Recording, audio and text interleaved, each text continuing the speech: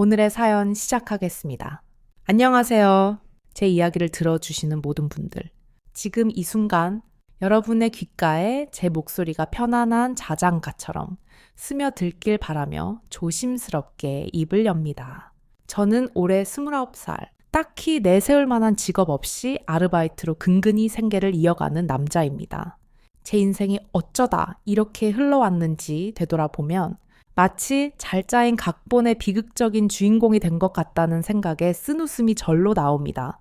모든 것의 시작은 군대였습니다.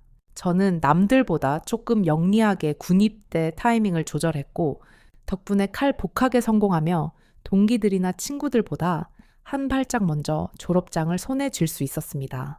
그때만 해도 제 앞날은 탄탄대로일 줄 알았죠. 졸업의 기쁨에 취해 마치 세상이라도 다 가진 듯 거만하게 굴었습니다. 청춘은 즐기라고 있는 거지 라는 안일한 생각에 사로잡혀 취업 준비는 뒷전으로 미룬 채 하루하루를 의미 없이 흘려보냈습니다. 토끼와 거북이 이야기에서 저는 정확히 토끼의 역할을 맡았던 셈입니다. 잠시 눈을 붙였다 떴을 뿐인데 거북이는 이미 저 멀리 결승선을 통과해버렸더군요. 뒤늦게 후회의 눈물을 흘렸지만 시간은 야속하게도 저를 기다려주지 않았습니다. 친구들이 하나 둘씩 번듯한 회사에 명함을 내밀 때 저는 여전히 텅 빈 이력서와 씨름하고 있었습니다. 결국 별다른 수확도 없이 무거운 발걸음으로 본가에 돌아와야만 했습니다. 캥거루족이 될 생각은 추호도 없었지만 현실은 냉혹했죠. 저희 집은 경제적으로 큰 집은 아니었지만 다른 의미에서 큰 집이었습니다. 말 그대로 집의 규모가 친척들 중에서 가장 컸거든요. 그 하찮은 이유 하나 때문에 온갖 제사와 명절 행사는 저희 집의 몫이 되었습니다. 시끌벅적한 분위기를 썩 좋아하지 않는 저로서는 그저 고역일 뿐이었죠. 작년 설날도 예외는 아니었습니다. 세뱃돈이나 두둑이 챙겨서 잠시나마 비참한 현실을 잊어보자는 생각으로 마지못해 본가로 향했습니다. 그런데 그날따라 집안 분위기가 평소와는 사뭇 달랐습니다. 낯선 향수 냄새와 어색한 웃음소리. 그 중심에는 처음 보는 한 여자가 있었습니다. 바로 사촌형의 예비 신부. 그러니까 제게는 예비 형수님이 되는 분이었습니다. 사촌형은 어릴 적부터 저희 집안의 자랑이었습니다. 공부면 공부, 운동이면 운동, 못하는 게 없는 완벽한 사람이었죠. 어머니는 늘 입버릇처럼 너도 형 반만 닮아봐라라며 잔소리를 하셨는데 그럴 때마다 저는 속으로 그럼 엄마가 형네 엄마 하시지라며 삐딱하게 받아치곤 했습니다. 그런 완벽한 형이기에 당연히 자신처럼 고리타분하고 재미없는 공부벌레 같은 여자를 만날 줄 알았습니다. 하지만 제 예상은 보기 좋게 빗나갔습니다. 형수님을 처음 본 순간 저는 저도 모르게 아 하고 짧은 탄성을 내뱉었습니다. 요즘 예능 프로그램에 자주 나오는 인기 연예인 누구를 그대로 빼다 박은 듯한 눈부신 외모, 하얀 피부와 가녀린 목선, 그리고 긴 생머리는 마치 순정 만화에서 막 튀어나온 여주인공 같았습니다. 이런 비현실적인 미모의 소유자가 왜 하필 우리 형을? 이성적으로는 이해가 되지 않는 조합이었지만 한편으로는 형에 대한 알 수 없는 질투심이 끌어올랐습니다. 그 감정이 과연 단순한 질투였을까요? 아니면 저도 모르는 사이 시작된 어떤 감정의 전주곡이었을까요?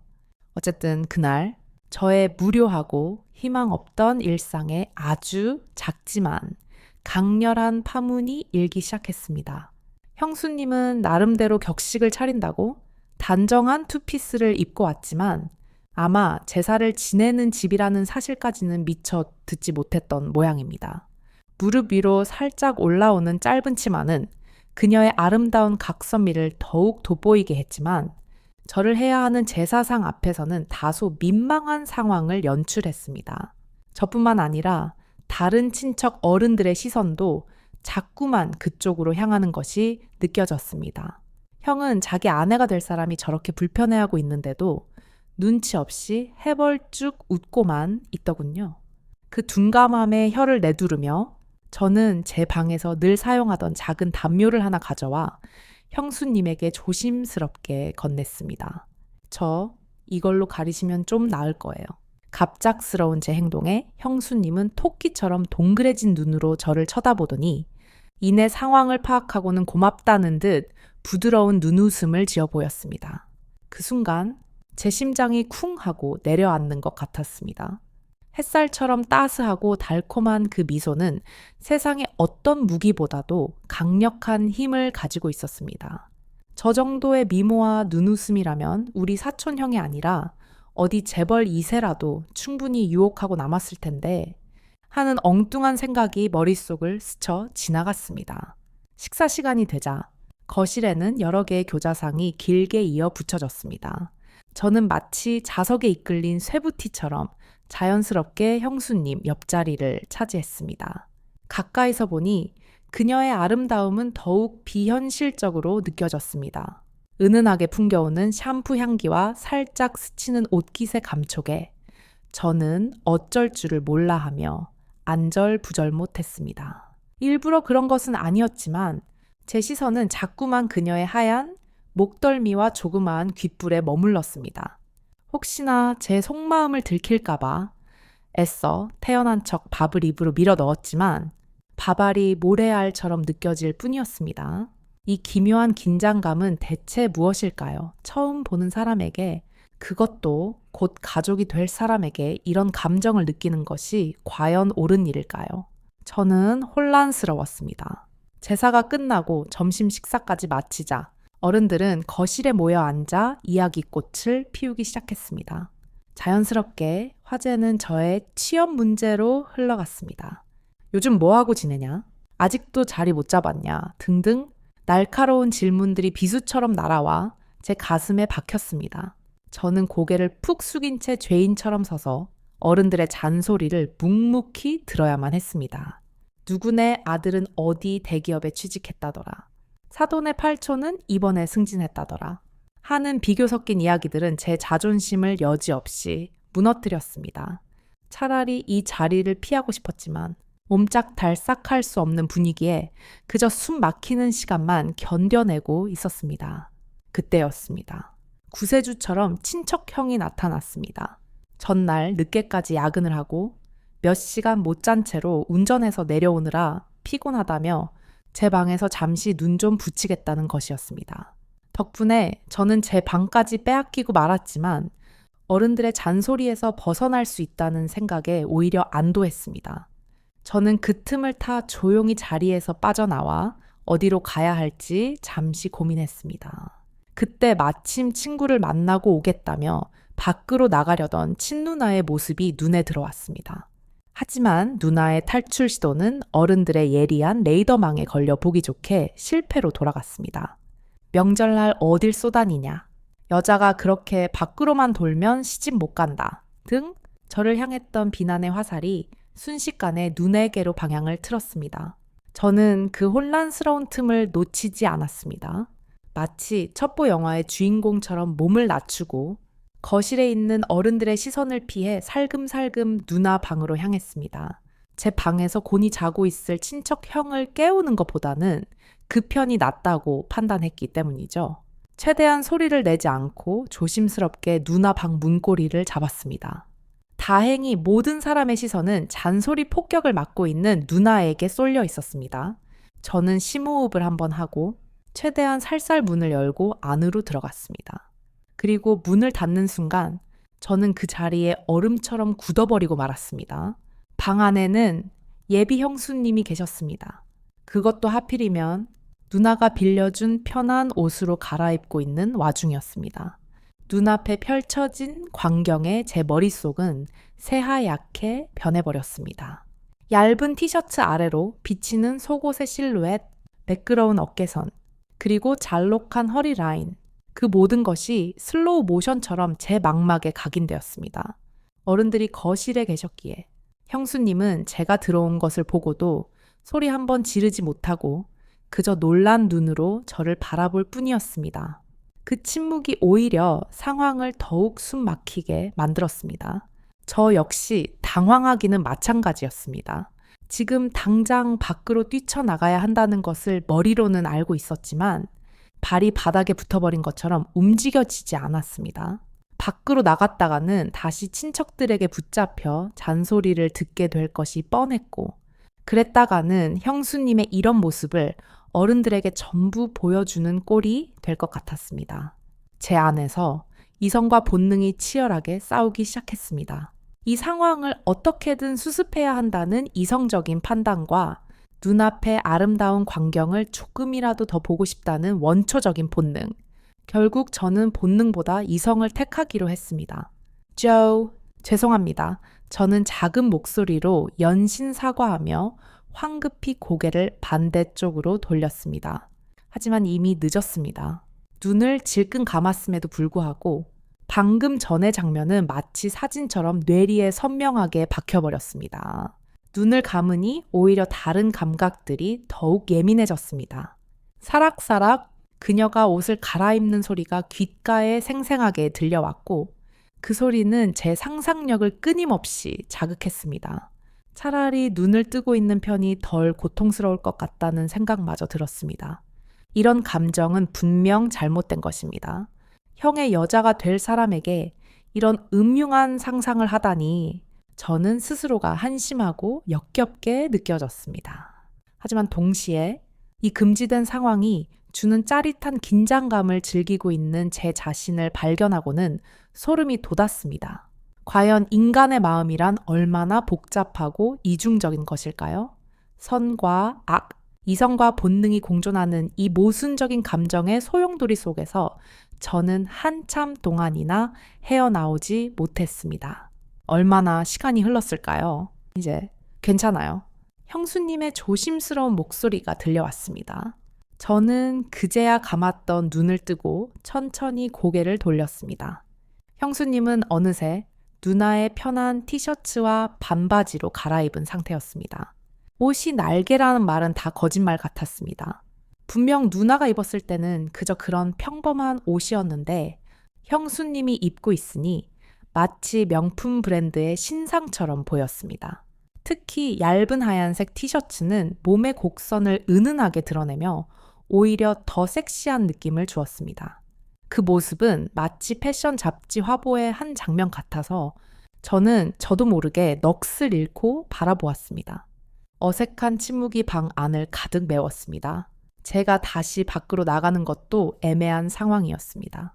마침 현관문이 닫히는 소리가 들리는 것을 보니 누나도 어떻게든 친척들의 소나기에서 벗어나 당초의 목적대로 집 밖으로 탈출한 것 같았습니다. 그러니 제가 지금 거실로 나간다면 잔소리의 새로운 타겟이 될 것이 불보듯 뻔했죠.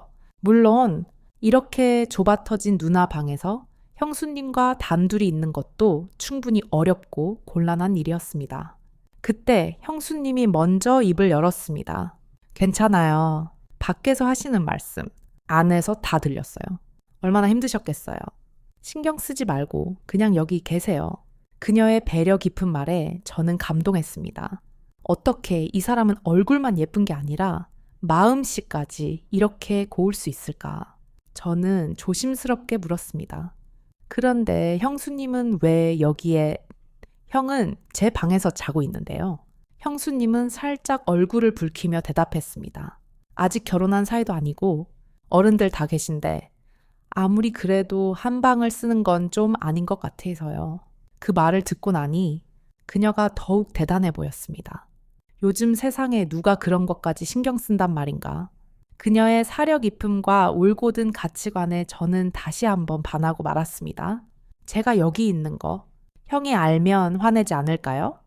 제 걱정스러운 질문에 형수님은 고개를 저으며 웃었습니다. 걱정 마세요. 형한테는 미리 말해뒀어요. 일어나면 연락 준다고 했으니까 그때 맞춰서 나가면 돼요. 그녀는 이미 모든 상황을 예상하고 대비해 놓은 생각보다 훨씬 더 치밀하고 현명한 여자였습니다. 가만 보니 형수님도 먼 길을 오느라 많이 피곤해 보였습니다. 편한 옷으로 갈아입은 것도 아마 낮잠을 좀 자려던 계획이었던 것 같습니다. 저는 미안한 마음에 누나의 침대를 양보했습니다. 저는 바닥에 누워도 괜찮아요. 형수님, 침대에서 편히 주무세요. 저는 서둘러 바닥에 자리를 잡고 누워버렸습니다. 핸드폰으로 드라마나 영화라도 보면서 이 어색한 시간을 때워보려 했지만 도무지 집중이 되지 않았습니다. 등 뒤에서 느껴지는 그녀의 존재감, 그리고 규칙적으로 들려오는 그녀의 숨소리가 제 모든 신경을 사로잡았습니다. 예쁜 사람은 잘 때도 예쁠까? 유치한 호기심이 발동했습니다. 저는 살짝 고개를 들어 침대 쪽을 쳐다보았습니다. 하지만 형수님은 저를 의식한 것인지 제가 있는 방향으로 등을 돌린 채 자고 있었습니다. 그런데 오히려 그 뒷모습이 제 상상력을 더욱 자극했습니다. 얇은 티셔츠 아래로 드러난 등 라인과 동그란 어깨, 그리고 칠흑 같은 머리카락이 흩어져 있는 모습은 그 어떤 정면 모습보다도 더 관능적으로 다가왔습니다. 잡생각이 꼬리에 꼬리를 물고 이어졌습니다. 이대로 가다가는 정말 큰 실수를 저지를 것만 같았습니다. 저는 애써 고개를 돌리고 눈을 감았습니다. 이 감정은 위험하다. 여기서 멈춰야 한다. 하지만 제 심장은 제멋대로 미친 듯이 뛰어대고 있었습니다. 그런데 이 불편하고 어색한 감정을 느끼는 것은 저뿐만이 아니었던 모양입니다. 제가 바로 옆바닥에 누워 있으니 형수님도 쉽사리 잠에 들지 못하고 뒤척이고 있었던 것 같습니다. 저는 형수님이 깨어있는 줄도 모르고 핸드폰을 만지작거리며 볼만한 영화를 고르고 있었습니다. 그때였습니다. 그 영화, 제가 정말 좋아하는 영화인데 나지막한 목소리가 등 뒤에서 들려왔습니다. 깜짝 놀라 뒤를 돌아보니 형수님이 어느새 제 쪽으로 몸을 돌려 제 핸드폰 화면을 빤히 쳐다보고 있었습니다. 잠들지 못한 민망함을 감추려는 듯 그녀는 애써 밝은 목소리로 말을 걸어왔습니다. 피곤하실 텐데 안 주무시고요. 제가 묻자 그녀는 저를 배려해서 잠을 못 잤다는 말 대신 다른 핑계를 댔습니다. 아무래도 어른들 다 계신데 마음 편하게 잠들기가 좀 그렇네요. 그냥 서울 올라가는 길에 차 안에서 자면 될 것 같아요. 그 말 속에서도 저를 불편하게 하지 않으려는 세심한 배려가 느껴졌습니다. 얼굴도 예쁜 사람이 마음씨까지 이렇게 고우니 세상이 참 불공평하다는 생각이 들었습니다. 공부 잘하고 좋은 대학 나와서 좋은 회사에 취직한 완벽한 사촌형, 단 한 번도 그를 부러워해 본 적이 없었는데 형수님 같은 여자와 결혼하게 된다는 사실을 생각하니 처음으로 질투라는 감정이 끌어올랐습니다. 그 질투심의 근원은 과연 무엇이었을까요? 형이 가진 것을 뺏고 싶은 유치한 욕심이었을까요? 아니면 그녀를 향한 제 마음이 그만큼 커져버렸다는 증거였을까요? 저는 애써 복잡한 마음을 감추고 아무렇지 않은 척 제안했습니다. 그럼 이 영화 같이 보실래요? 누나 방에 컴퓨터가 있는데 핸드폰을 연결하면 그래도 좀 더 큰 화면으로 볼 수 있을 거예요. 제 갑작스러운 제안에 형수님은 잠시 망설이는 듯 했지만 이내 고개를 끄덕였습니다. 네, 좋아요. 우리는 마치 비밀 작전을 수행하는 공범들처럼 주섬주섬 영화 볼 준비를 시작했습니다. 제가 컴퓨터를 켜고 형수님은 주변을 정리했습니다. 좁은 방 안에서 우리의 동선이 겹칠 때마다 어깨가 스치고 손끝이 닿았습니다. 그럴 때마다 짜릿한 전기가 온몸을 타고 흐르는 것 같았습니다. 그런데 앞불싸 가장 중요한 것을 깜빡하고 말았습니다. 핸드폰과 모니터를 연결해주는 케이블이 제 방에 있다는 사실을 뒤늦게 깨달은 것입니다. 자신만만하게 영화를 보자고 큰소리 쳤는데 이런 어처구니 없는 실수를 하다니 난감한 표정으로 형수님에게 사과하려는 순간 그녀가 자신의 가방을 뒤지더니 마치 마술사처럼 제가 찾던 케이블을 딱 꺼내 보였습니다. 이거 맞아요? 구멍에 꽂아보니 거짓말처럼 딱 들어맞았습니다. 아니, 이런 건 왜 가지고 다니세요? 제가 신기해서 묻자 그녀는 수줍게 웃으며 말했습니다. 오늘 내려오는 길에 차 안에서 영화 보려고 챙겨왔어요. 어떻게 이런 우연이 있을 수 있을까요? 마치 하늘이 우리 둘이 함께 영화를 보도록 정해준 것만 같았습니다. 우리는 그렇게 운명처럼 혹은 우연처럼 영화 한 편을 함께 보기 시작했습니다. 형수님은 침대에 누워서, 저는 바닥에 누워서, 하지만 바닥에 누워 책상 위에 있는 모니터를 올려다보려니 목도 아프고 허리도 베겨서 영 자세가 나오지 않았습니다. 이리저리 몸을 뒤척이며 편한 자세를 찾고 있는데 그 모습을 보던 형수님이 미안했나 봅니다. 저기 괜찮으니까 그냥 이리 와서 침대에 누워서 보세요. 아니에요. 괜찮습니다. 제가 어떻게 형수님 옆에 제가 손사래를 치며 거절하자 형수님은 자기가 바닥으로 내려가겠다며 저보고 침대로 올라오라고 했습니다. 그건 그거대로 더 못할 짓이었습니다. 결국 저는 마지못해 그녀의 제안을 받아들일 수밖에 없었습니다. 하는 수 없이 형수님 옆 침대 한쪽 구석에 조심스럽게 자리를 잡고 누웠습니다. 누나 혼자 쓰는 싱글 침대라 그런지 최대한 멀리 떨어져 누우려고 해도 엄청나게 가깝게 느껴졌습니다. 형수님이 뒤척일 때마다 그녀의 부드러운 팔이 제 팔에 닿았고 그때마다 저는 숨을 멈춰야 했습니다. 가까이 누워 있으니 그녀에게서 나는 향긋한 향수 냄새가 더욱 짙게 느껴졌습니다. 그 달콤한 향기는 제 이성의 끈을 아슬아슬하게 붙들고 있는 것 같았습니다. 자꾸만 이상한 상상이 머릿속을 헤집고 다녀서 저는 하는 수 없이 이불을 목 끝까지 끌어당겨 제 몸을 가려야만 했습니다.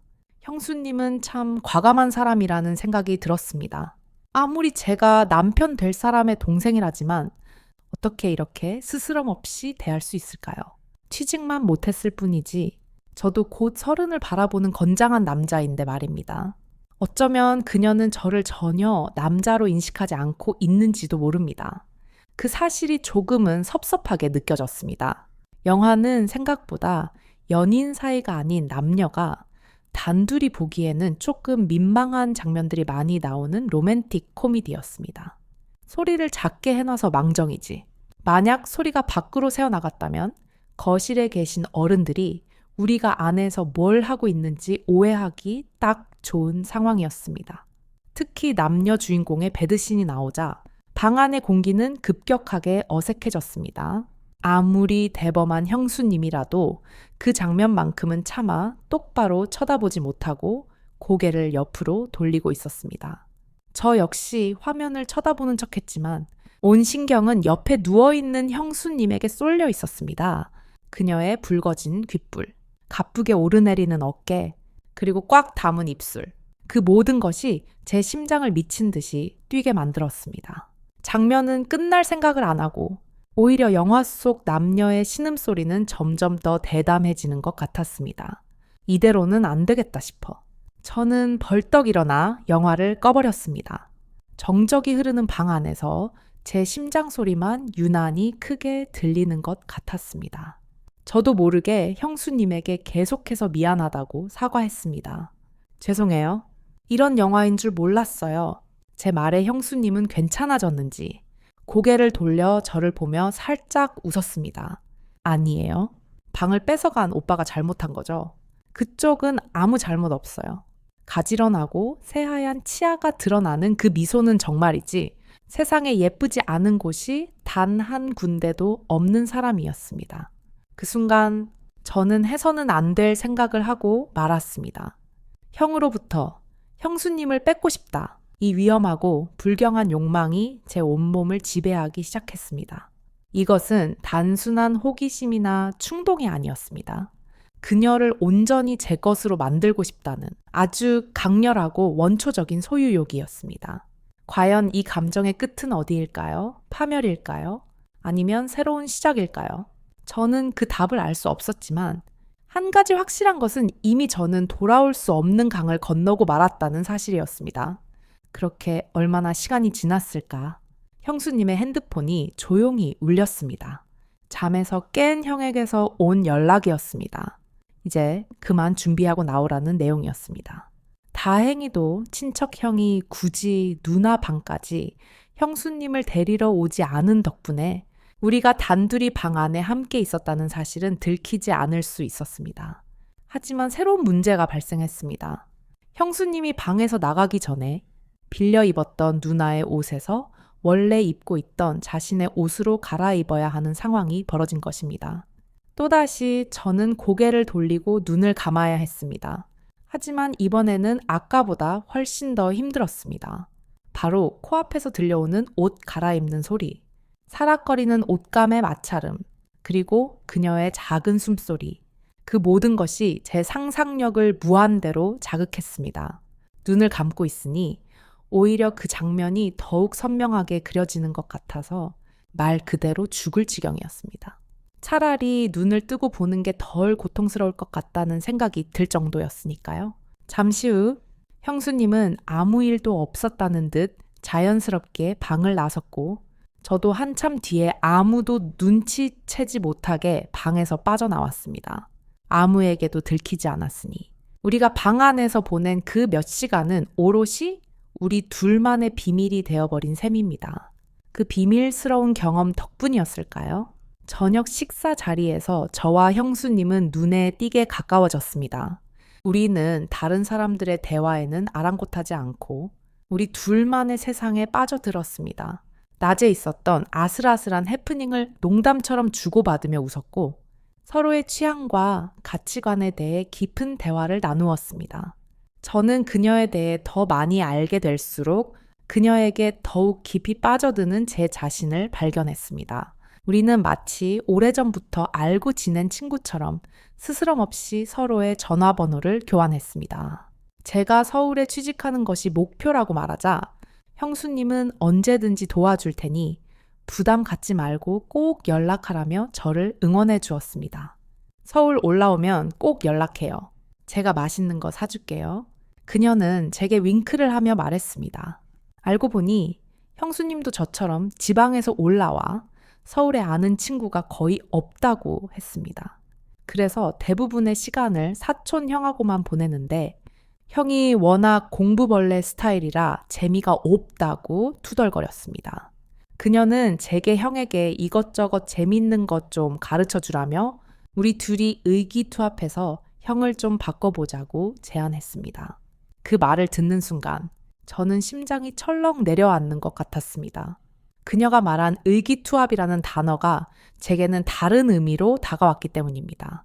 어쩌면 그녀도 저에게 어느 정도 호감을 느끼고 있는 것은 아닐까? 저 혼자만의 착각일 수도 있지만 그 가능성 하나만으로도 저는 세상을 다 가진 듯 기뻤습니다. 저녁 식사가 끝나고도 우리는 한참 동안 식탁에 앉아 수다를 떨었습니다. 하지만 즐거운 시간은 언제나 짧게 느껴지는 법. 형수님은 이제 더 늦기 전에 출발해야겠다며 자리에서 일어났습니다. 저는 아쉬운 마음을 감출 수 없었습니다. 그녀를 이대로 보내고 싶지 않았습니다. 형수님을 따라 자리에서 일어난 저는 거실 쪽을 보고는 깜짝 놀랐습니다. 저 멀리서 친척형이 삼촌들과 함께 상을 깔아놓고 거하게 술판을 벌이고 있었던 것입니다. 형수님도 그 광경을 보고는 무척 당황한 듯 보였습니다. 그녀는 운전을 못하는 것 같았고 친척형은 이미 삼촌들의 등살에 못 이겨 받아 마신 술 때문에 얼굴이 벌겋게 달아올라 있었습니다. 이대로라면 오늘 밤 안에 서울로 출발하기는 글러 보였습니다. 낮에 방 안에서 단둘이 있었던 일, 그리고 저녁 식사를 하며 급격히 가까워진 것 때문에 저는 혹시나 형수님도 저에게 마음이 있는 것은 아닐까 하는 기대를 품고 있었습니다. 하지만 그녀의 다음 행동은 제 그런 기대를 여지없이 무너뜨렸습니다. 그녀는 술에 취한 형에게 화를 내기는커녕 오히려 그의 옆에 자연스럽게 자리를 잡고 앉아 삼촌들이 따라주는 술을 넙죽넙죽 받아 마시기 시작했습니다. 우리 형 너무 많이 마시게 하지 마세요. 천천히 드세요. 그녀는 애교 섞인 목소리로 형을 챙기면서도 삼촌들의 짓궂은 농담을 능숙하게 받아치며 술자리의 분위기를 화기애애하게 만들었습니다. 그 모습을 보니 그녀가 형을 정말 많이 좋아하고 있다는 사실이 느껴졌습니다. 저는 복잡한 심경에 사로잡혔습니다. 한편으로는 그녀의 그런 모습이 참으로 사랑스럽고 대단해 보였고, 다른 한편으로는 그런 그녀가 내 여자가 아니라는 사실에 깊은 질투와 상실감을 느꼈습니다. 나중에 결혼을 한다면 꼭 저런 여자와 해야겠다고 부질없는 다짐까지 했습니다. 하지만 역시나 짓궂은 저희 삼촌들은 형수님을 가만히 내버려 둘 리 없었습니다. 어떻게든 그녀를 술에 취하게 만들려는 듯 쉴 새 없이 술을 따라 주었습니다. 어느새 친척 형은 옆에서 완전히 뻗어버렸고 형수님 혼자서 장정 여럿을 상대해야 하는 상황이 되었습니다. 저는 더 이상 지켜보고만 있을 수 없었습니다. 그녀를 도와줘야겠다는 생각에 저도 그 술자리로 뛰어들었습니다. 형수님 혼자 힘드시겠어요. 제가 좀 도와드리겠습니다. 저는 형수님에게 집중되던 술잔을 대신 비우기 시작했습니다. 정말 대단했던 것은 주량 하나만큼은 누구에게도 져본 적 없다던 저희 삼촌들이 하나 둘씩 나가 떨어질 때까지도 형수님은 조금도 취한 기색 없이 멀쩡했다는 사실입니다. 그녀는 그저 살짝 얼굴이 붉어졌을 뿐 여전히 우아한 미소를 잃지 않고 있었습니다. 결국 삼촌들은 모두 거실 바닥에 널브러져 잠이 들었고 술판은 그렇게 허무하게 막을 내렸습니다. 저는 나중에 합류했기에 그나마 정신이 멀쩡한 편이었습니다. 저는 뻗어버린 형과 형수님을 제 방으로 옮겨 눕혔습니다.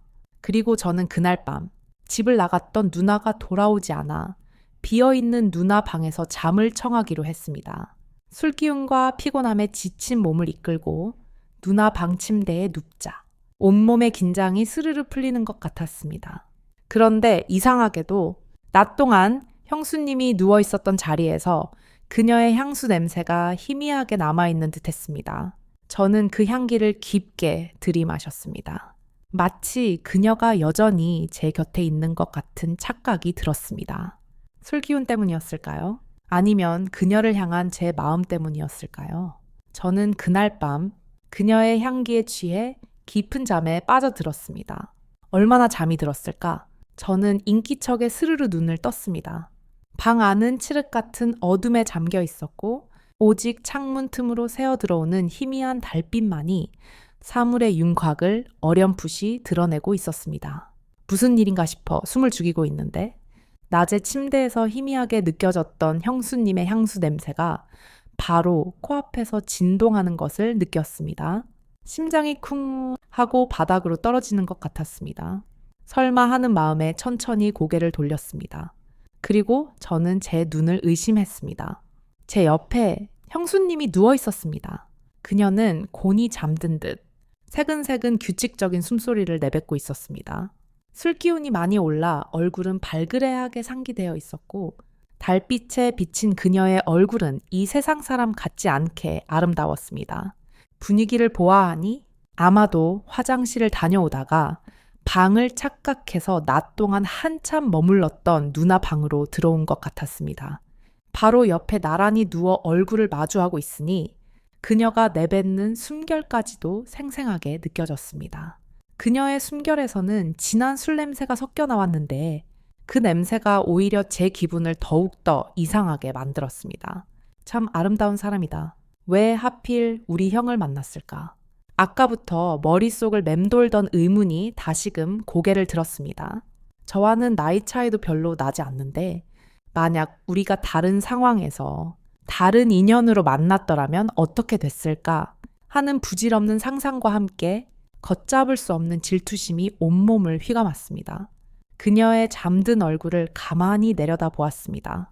긴 속눈썹과 오똑한 콧날, 그리고 앵두처럼 붉은 입술, 모든 것이 완벽했습니다.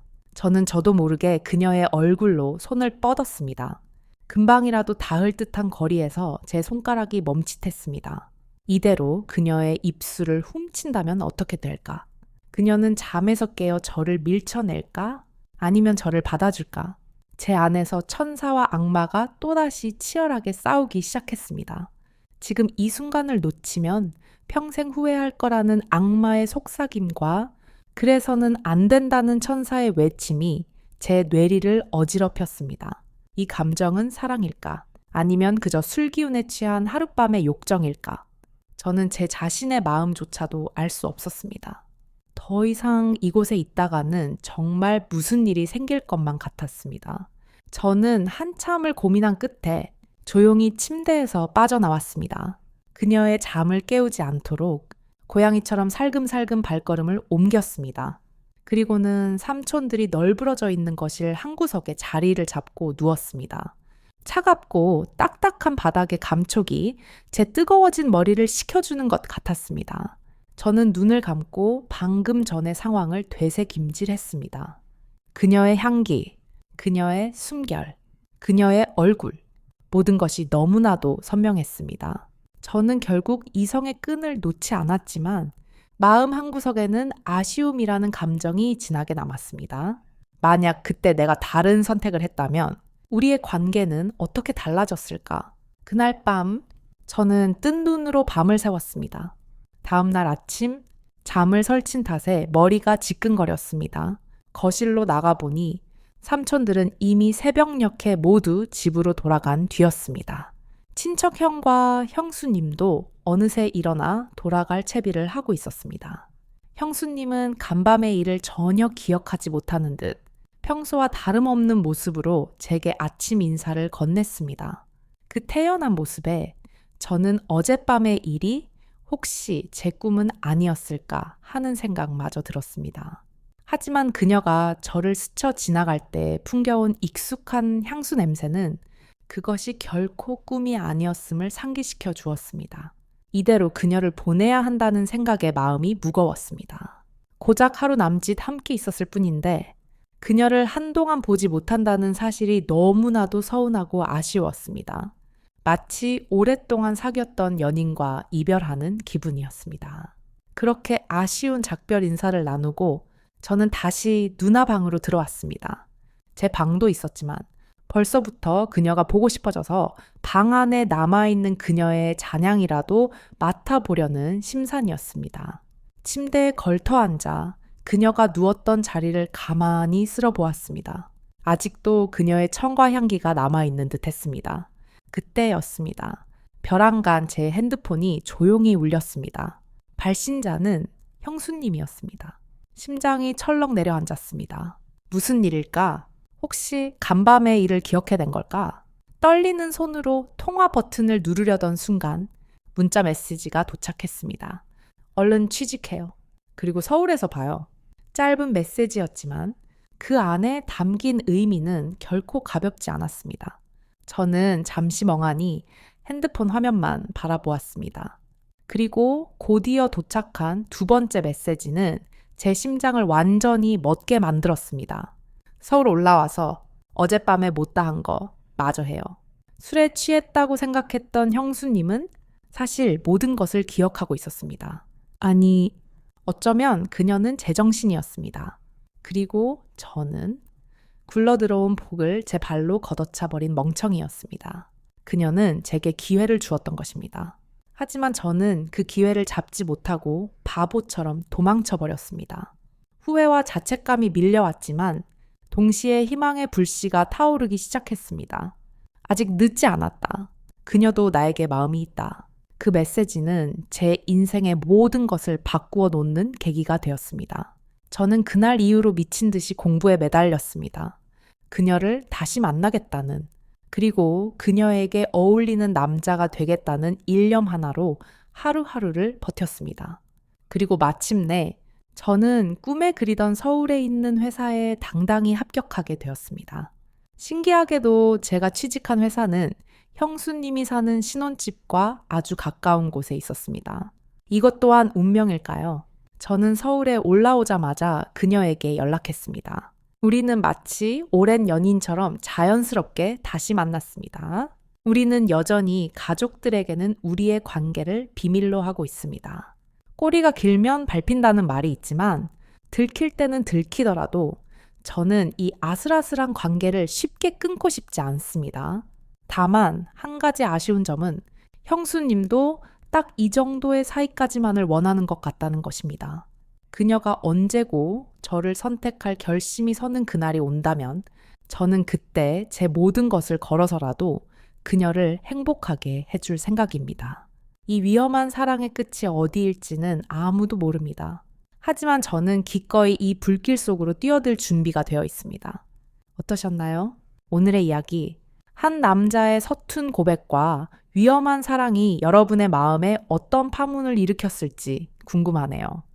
때로는 이성으로 설명할 수 없는 강렬한 끌림이 우리의 삶을 송두리째 흔들어 놓기도 합니다. 그것이 운명인지 혹은 한순간의 실수인지 판단하는 것은 온전히 우리의 몫이겠죠. 이야기의 주인공은 결국 자신의 욕망에 충실하기로 선택했습니다.